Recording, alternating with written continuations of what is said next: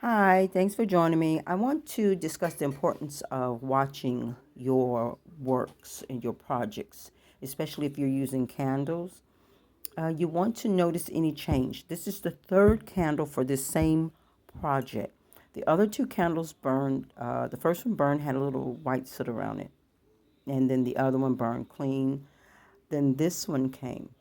Now, when I contacted the client because I really was interested in what was going on, hopefully I can get her to come on a video with me and just kind of, tell you in her own words what was going on.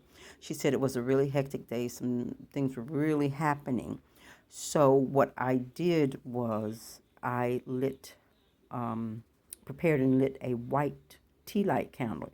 A large one wasn't needed because this one was really doing all the work that was needed.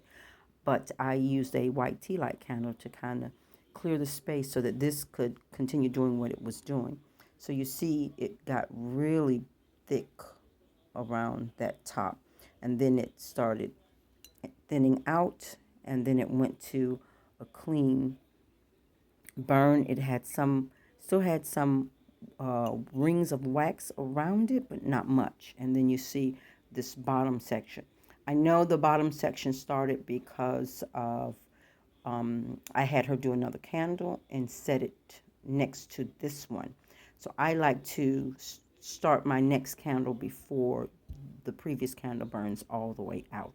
So this left some residue here, and I will check the other one. I wanted to give it a while to see what it was going to do. The flame on it was about this long almost the entire time it was burning, and that's like an inch and a half. I've had some that burn clean up to about 3 inches, and they'll come up out of the glass.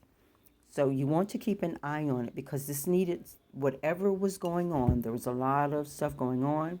Now, she did not add any oils to this, so I knew that the oils were not causing the soot. Now, if you add too much oil, you'll get soot. If you have too many ingredients that are close to the wick, when the wick burns, it will cause those items to burn. So you want to, make sure when you place those other extra items in something like this, you do it around the surface but away from the wick. But again, excuse me, again, this is the importance. It may, if I did not like that other white candle and put it there, it may have sooted up all the way to the end, and that you don't want. A lot of times when you see that soot, that means there's some interference or some hindrances going on. She said it was really getting kind of hectic and wild at her place of employment. There was a lot of foot traffic and a lot of stuff, just chaos that was going on. So I can understand what why the soot was coming up there.